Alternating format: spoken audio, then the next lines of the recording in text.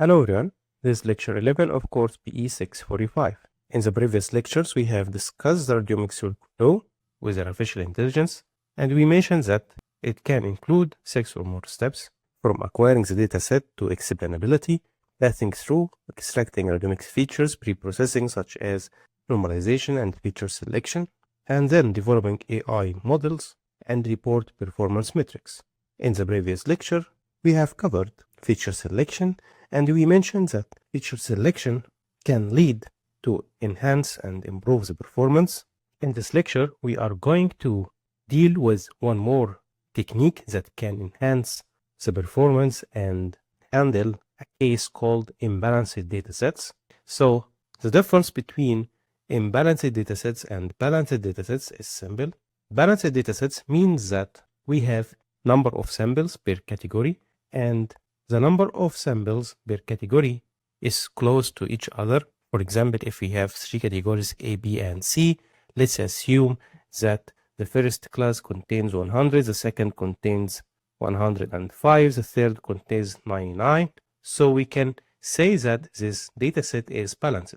And also, if all classes have the exact number of samples, then it's also balanced. On the other hand, imbalanced datasets means that there is a big gap between the number of samples per category. For example, if we have 3 classes, A, B, and C, one contains 100, and the second one contains 50, the third one contains 200. So this means that this dataset is imbalanced because the gap between the number of samples is large. So the technique of data balancing in machine learning, in a nutshell, it tries to increase the number of minority classes to be close to the majority classes, or it tries to decrease the number of samples in the majority classes to be equal or close to the minority classes. In other words, we are targeting to make the number of samples per category close to each other. There are 2 subcategories in data balancing. One is called undersampling, the other is called oversampling. In undersampling, we originally have number of samples per category, and to make them equal or close to each other, we are focusing on the majority class and decreasing the number of samples of that majority class to be close or equal to the minority class, as you see here. So if this is 100 and there is 1000, then in undersampling techniques, both of them will contain 100 samples. The other technique is called oversampling, and here we are doing the opposite. We are increasing the number of samples in the minority classes to reach or come close to the number of samples in the majority class. So if we have here 1000 and here 100, so here we will get 1000 or a close number to that number, and there's 1000. So both of them will reach to 1000 instances. So under sampling, we are decreasing. Oversampling, we are increasing. So again, oversampling involves increasing the number of instances in the minority class to match the number of instances in the majority class. We have multiple techniques, including random oversampling, and here we are randomly duplicates the instances from the minority class until the classes are balanced. But this method can lead to overfitting, as we are repeating the samples multiple times. A second method called SMOTE or synthetic minority oversampling technique, and this technique generates synthetic examples by interpolating between existing minority class samples. Simply, it selects 2 or more similar instances and create a new instance that lies along the line segment connecting them, and this can help to generalize the minority class without simply duplicating the instances. One more technique is called adaptive synthetic or ADSYN, and this technique is an extension of the SMOTE that also focuses on generating synthetic data points in regions where the minority class is underrepresented. There are multiple more techniques that can be used in oversampling. So let's take an example for SMOTE. We mentioned it interpolates between existing minority class examples. So let's assume we have here the positive class and the negative class. and we need to generate synthetic data. So simply, let's say we will take these 4 samples, and the SMOTE here will generate a new artificially instance which lies between them. So let's say, for example, it takes the average of the 4 instances. So we have here a new instance, and the same here, 1, 2, 3, 4, 5, and there's the average among them. This is a new artificially instance. The same here for the second class. If we need instance in that region, we are dealing with instance close to the point, so we can create a new instance here. A second approach is called undersampling, and again, this involves reducing the number of instances in the majority class to match the number of instances in the minority class. It also includes multiple techniques such as random undersampling. In random oversampling, we are randomly increasing and duplicating the instances. Here, we are randomly removing the instances from the majority class until the classes are balanced. It's very simple, but it can lead to a loss in the important information, and it can lead to potential underfitting. Another method is called cluster centroids, and this method uses clustering algorithms such as k-means to cluster the majority class instances and replace the cluster with its centroid. A third technique is called near miss, and here this method selects the majority class instances that are closest to the minority class instances based on a distance metric, let's say Euclidean distance. And if we combine both methods, we can say we have a hybrid or a combination method that can combine both techniques, undersampling and oversampling. For example, you might use SMOTE to increase the minority class and then apply random undersampling to reduce the majority class. So if we have 3 classes A, B, and C, one with 200, another with 100, and a third with 50. So let's say we are using oversampling for that class to convert or increase the number from 50 to 180, and the same here, we are increasing from 100 to 180 and applying random undersampling or any undersampling technique to the B class to decrease the number from 200 to 180. So we combined both methods together, increasing here and here, oversampling, and decreasing here, which is undersampling. So combining both of them is called hybrid or a combination method. In the previous lecture, we have raised a concern about creating multiple inner loops, for example, 4 inner loops as we did in project 3.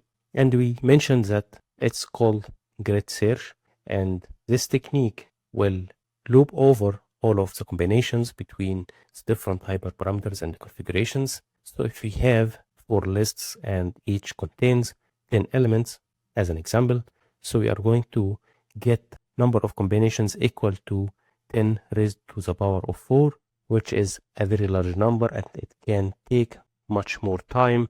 So to handle and deal with a sophisticated method or approach, we can use something called hyperparameters optimization. And here in hyperparameter optimization, we are involving the selection of the most promising hyperparameters to improve the model performance. And there are many techniques that can be used in hyperparameter optimization, including the grid search that we were utilizing. And we will present other techniques which can be more effective than grid search. But the idea here, we need to optimize the hyperparameters, aiming to find the most effective hyperparameters that can lead to the highest performance. So before continuing to present what are the different techniques in hyperparameter optimization, let's raise the meaning of hyperparameters and parameters. Simply, hyperparameters are parameters or configurations that are not learned from the data, but are set prior to the training process, such as learning rate, number of layers in a neural network, or the number of trees in a random forest, or it can be the normalization technique, the utilized feature selection technique, and so on. So anything that is not learned from the data and set prior to the training process can have the name of the hyperparameter. But parameters are the coefficients that learn from the data, such as linear regression.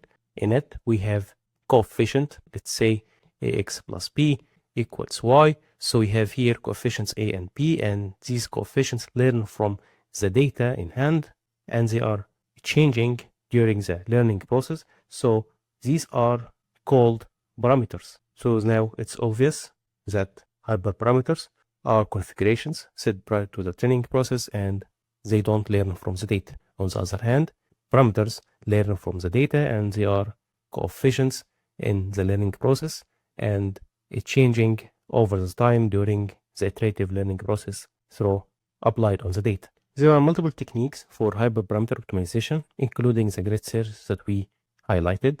And here we are using a grid of hyperparameter values and exhaustively trying to find all possible combinations.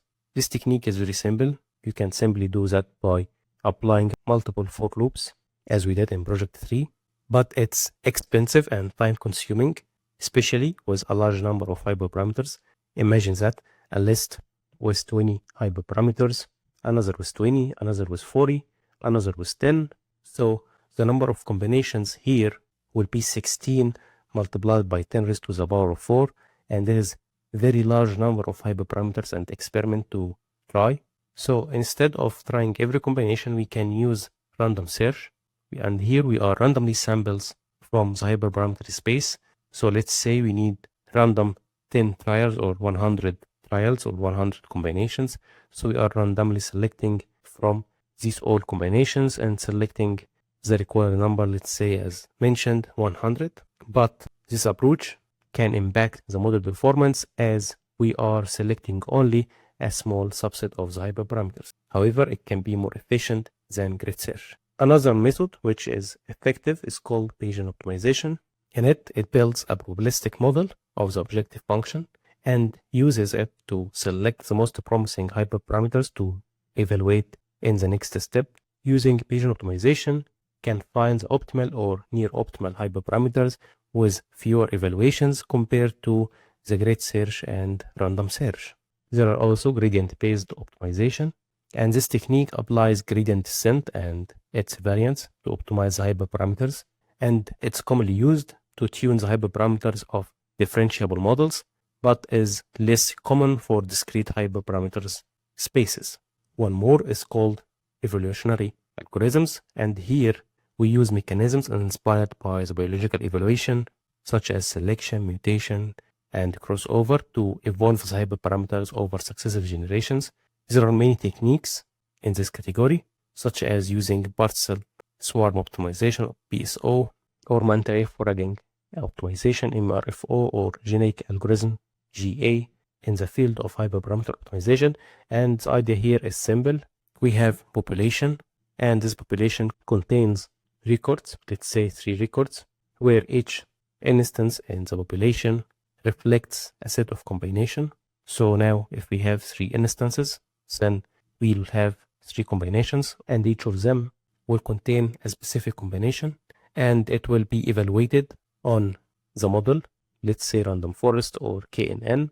So by the end, we will get 3 scores, one for the first one, another for the second, a third for the third. In the second iteration, the population will be updated according to the utilized algorithm, let's say partial swarm optimization. In it, there are specific mathematical equations that will lead the population to be updated according to the best retrieved combination or score. And in the second iteration, after updating the population, it will repeat the process again. So by iteratively updating the population according to the scores, it can guarantee by the end, after a set of iterations, that it will report the most effective hyperparameter combination, faster than the grid search and better than the random search. By all means, there are many techniques for hyperparameter optimization, and in this lecture, we will utilize the Bayesian optimization using a framework called Optona, which is available in Python. And Optona here is a powerful and flexible framework for hyperparameter optimization that has gained popularity for its efficiency and ease of use. It applies automatic hyperparameter optimization. It's easy to use and highly efficient. There are many techniques utilized inside the Optona framework for optimization, including the Bayesian optimization and random optimization. You can download this package simply by the pip command pip install Optona, and you can navigate to the documentation using this link. So simply to build and tune your machine learning model using the handcrafted features, we can follow this diagram. Simply, we have a dataset. So we begin by loading the dataset. Let's say the Adrenal Menace 3D dataset, which was utilized in Project 3. Then you have two options. If you have an external test subset, as we got in our Project 3 for training and testing, then we will use them. If you have only the dataset in hand, you can load the dataset and split it into training and testing. By all means, we have a training subset and testing subset. Encode the dataset splits by using the label encoder to convert the categorical labels to numerical labels. Then define something called objective function, and this objective function will perform a set of steps. Inside the objective function, it should get the data, the training and testing as input. It also will get the trial hyperparameters. So let's say we are using standardization and measure information for feature selection and KNN for the model or the machine learning model. And let's say we got random oversampling as data sampling technique. So we can begin by sampling the training subset, and data imbalancing, including oversampling and undersampling, will be applied only on the training subset, not the testing subset.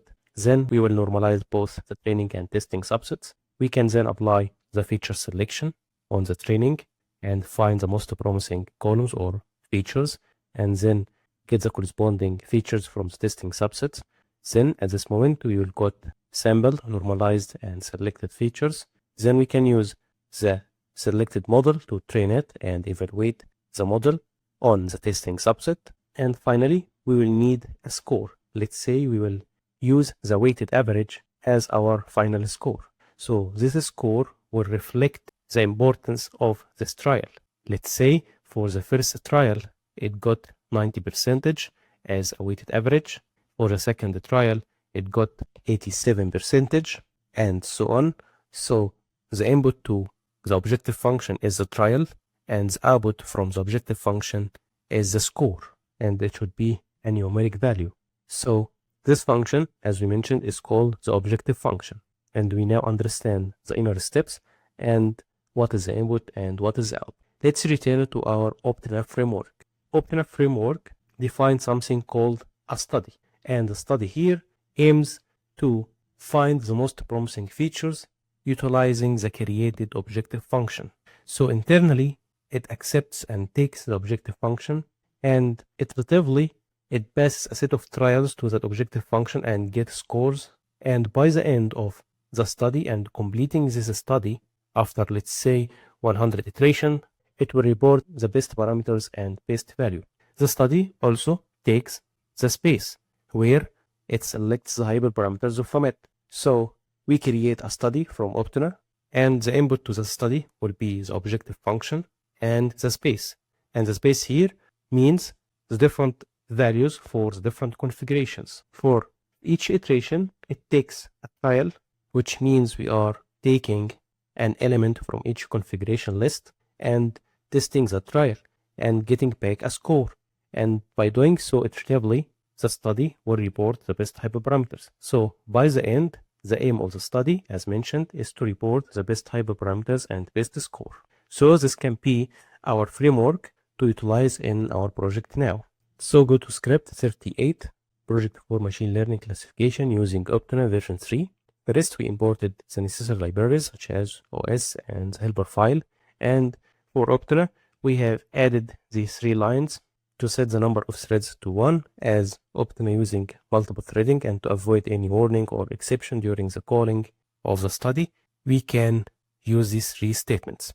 Then we defined the bases as we did in project 3 for training and testing and the storage folder, and we can use any combination of those according to the required features.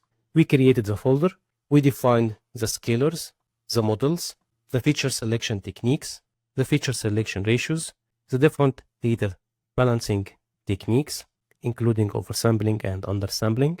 Then we set the number of trials to be 150 and created an object from the class called OPTNA tuning, and we have created that OPTNA tuning class inside our helper file, and we will illustrate it after a while. It accepts the scalars, models, feature selection techniques, ratios, data balancing. It also accepts the base directory, the training, testing, and storage folders, and the testing ratio and the number of trials.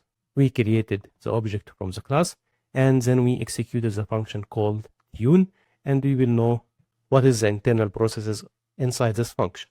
There is the class we created, and we mentioned it accepts multiple parameters here. It also includes two optional parameters. One is called prefix, and this is for the study name. Assembler technique is called TBE, which uses the Bayesian optimization. We have another two options that we are going to illustrate. One of them is called random, which refers to random sampling. Inside the initialization of this class, we stored the retrieved parameters, and according to the technique, we created the corresponding sampler object from Optona. Then we shuffled the different hyperparameters to ensure randomness in the selection of hyperparameters. Then we created our history list and initialize study best parameters and best value by none, and this will be filled after the tuning process. We created our objective functions that we have illustrated from a bit in the slides. It accepts the trial, and the trial will be used to suggest categorical random elements. Let's say the model name will be selected from the models. The feature selection technique will be selected from the feature selection techniques list, and the same for others. Then we created our function, machine learning classification version 3, and it's similar to version 2, but this includes the data balancing, and this is the only difference between version 2 and version 3.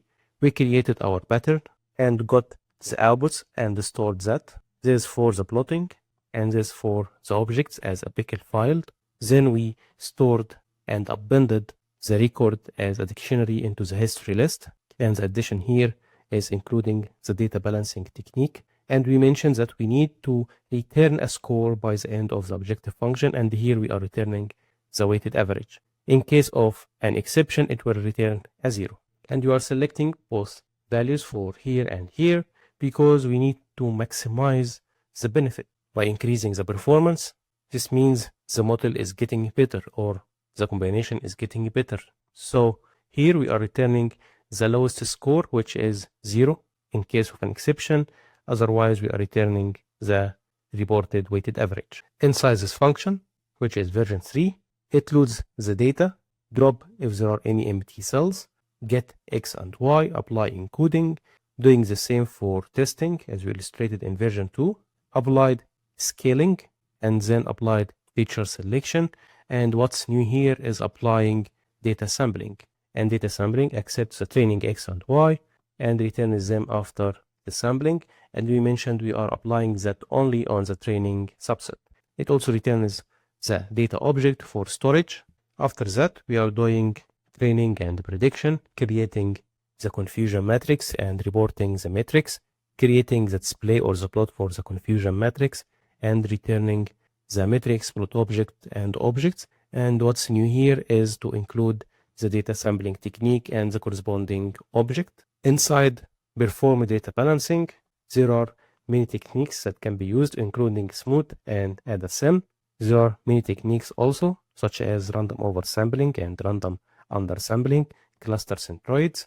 And for them, we are creating the techniques variable, and here we are creating the object and apply fit resample the training data and getting the data after resampling and returning the data after completion. For the tune function, which is called here to run the tuning process, we created a study, defined that we need to maximize the objective function, used the prefix to create the study name, and this will be the storage. It's stored in a SQLite database file, and you can keep it like that. And inside that SQLite, the Optona will store its processes and metadata. Here we turn it on load if exists to load the study if it exists. In case if you close the code and rerun it again, it will not begin from the beginning. It will load the history from the SQLite database and continue from the ending point. That's in case if you turn this flag to true.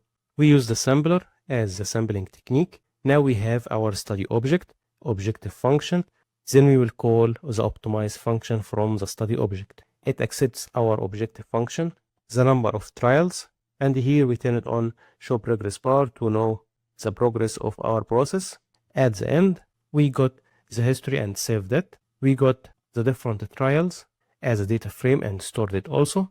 We got the best parameters and best value and printed them on the command window, and also store the best parameters into a file.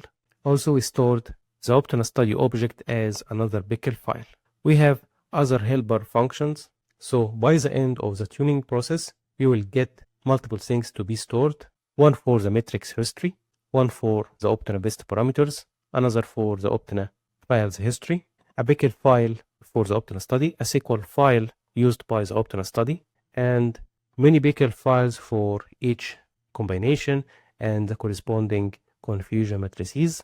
And in case if you don't to report the confusion matrix and the corresponding pickle file, you can simply comment that inside the objective function. You can go to that part here and comment it to avoid any storage for the confusion and the pickle file regarding the current trial, just in case if you need only the best hyperparameters as a text, not as object. So by the end of the code, you will get the most promising hyperparameters for that experiment, and it worth noting that it's only here from only 150 trials. You can also increase that number to 300 or 500 if you need more trials or to ensure that you are getting the most promising hyperparameters configurations. Again, when we execute the code, you will get the following output in each folder. This for the first order features. You can access the metrics history to report the different macro weighted metrics alongside the hyperparameters. You can also report the top 1 or the top 5 or the top 6 or the top 10 as we did here. Using only 150 trials using Optana, we reported the following metrics using first order features. As you see, we reported 65 as weighted specificity, higher than those, and 72 weighted average using the SMOTE or borderline SMOTE method as data sampling. And it was noting that you may increase the number of trials from 150 to around 300 or 500 or more, aiming to ensure that you are getting the best hyperparameters or the best configurations. And this is because we got large number of combinations. As you see here, for the scalars, we have 7 scalars, 7 models, 4 feature selection techniques, 10 ratios, and 9 data balancing techniques. And if you multiplied all these numbers together, you will get more than 1700 combinations, which is a very large number. Using only 150 trials led to that performance, and this reflects the effectiveness of the Optana study or the Optana framework using the Bayesian or the TBE sampler technique to optimize and find the most promising combinations of the hyperparameters. Again, we used 150 from more than 1700, led to a promising performance. For GLCM, we reported with specificity of 73 and with average of 79. For GLRM, the specificity increased to 81 and the weighted average increased to 83. For GLSCM, the specificity increased to 88. For the shape features, the specificity increased to 82 compared to these numbers. By combining all of the features together, we got 86 for weighted average and 84 for weighted specificity using a dataset data sampling technique with recursive feature elimination, feature selection with a 50% of the features and the max absolute scalar, and the model is selected to be stochastic gradient descent. By comparing the metrics, we can say that combining all of the features is better, is because all of the metrics are promising unless the weighted specificity. So if you are comparing according to the specificity, you may say that GLSCM is better. If you are comparing and sorting according, let's say, with average or accuracy, then combining all of the features is the best among them. So in this lecture, we have covered the meaning of data sampling, including oversampling and undersampling. We also covered the meaning of hyperparameter optimizations and the different categories beneath this umbrella. We presented the Optana framework, and we mentioned that we are going to use the Bayesian optimization and the TBE sampler and you can read more about these techniques from the internet and how they work internally. And from the experiments, we presented that using few iterations or few trials, we could get a promising features compared to the grid search that we applied earlier in experiment 3 and 2. From our experiment, we emphasized that combining all of the features together led to higher performance. Again, it was noting that data balancing is applied only on the training subset. Data normalization is applied on the training and testing subsets. Feature selection is applied on the training and testing subsets. So all of the techniques are applied on the training and testing subsets unless the data sampling, it's only applied onto the training subset. With that said, we can conclude that it's really effective to use hyperparameter optimization to find the most promising combinations with the corresponding best scores or the best performance metrics.